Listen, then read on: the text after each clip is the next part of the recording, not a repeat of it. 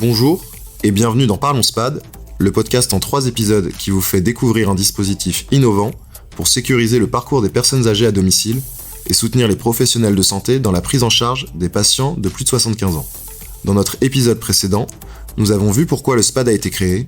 Aujourd'hui, une question tout aussi essentielle, comment fonctionne le SPAD ?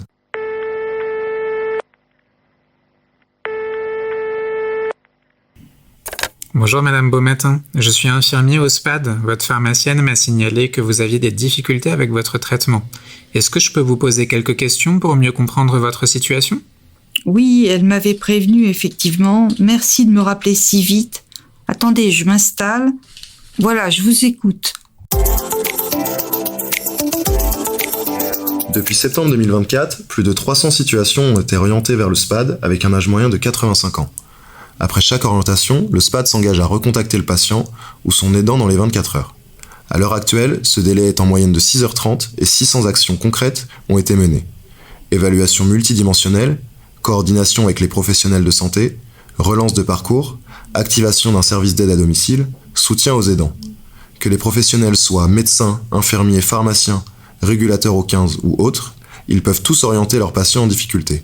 Une logique simple mais essentielle, agir vite, au bon moment, en lien avec le terrain, pour sécuriser les parcours des aînés.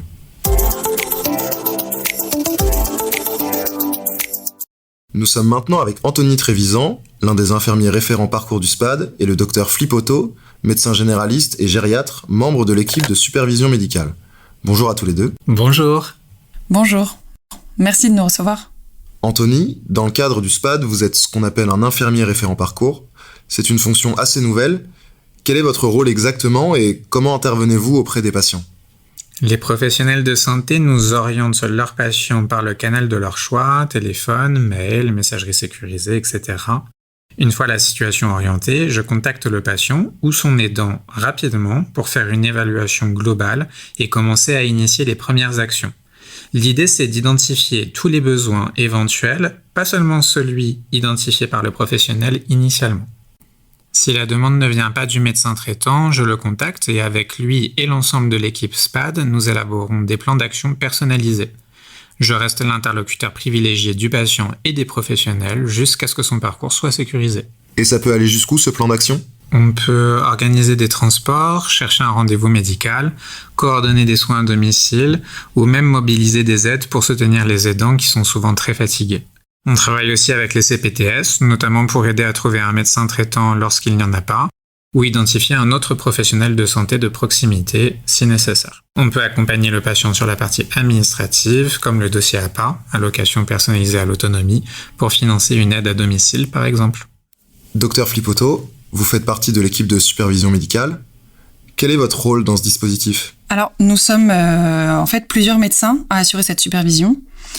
Les infirmiers référents, une fois par semaine, nous présentent les nouveaux dossiers ou nous donnent des nouvelles des prises en charge en cours. Cela nous permet de valider les plans d'action proposés, d'apporter un regard médical gériatrique, puis de les adapter si besoin. En fait, l'objectif, c'est de sécuriser chaque décision sur le plan médical, et ça toujours en lien avec le médecin traitant qui reste le référent de la prise en charge du patient. Donc, au fond, c'est un travail d'équipe pour faire le lien entre les acteurs et agir vite, sans jamais agir seul. Exactement.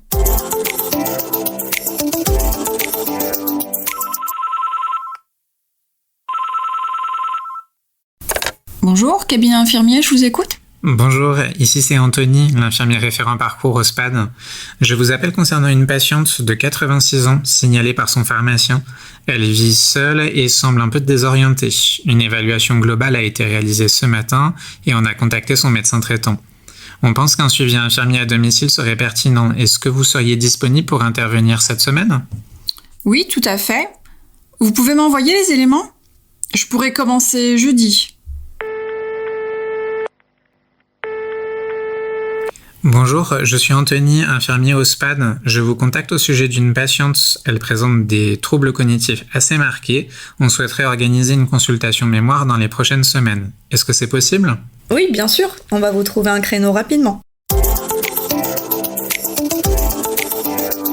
Vous l'avez entendu, dans ce deuxième épisode, le SPAD, ce n'est pas seulement un numéro à appeler. C'est une équipe réactive, structurée, qui écoute, évalue et coordonne les bonnes actions avec les bons professionnels au bon moment. Objectif, éviter les ruptures de parcours et permettre aux personnes âgées de rester à domicile dans les meilleures conditions possibles. Dans notre dernier épisode, nous prendrons un peu de recul pour voir ce que ce dispositif change vraiment pour les professionnels comme pour les patients. Avec à la clé des témoignages concrets. À très bientôt dans Parlons SPAD.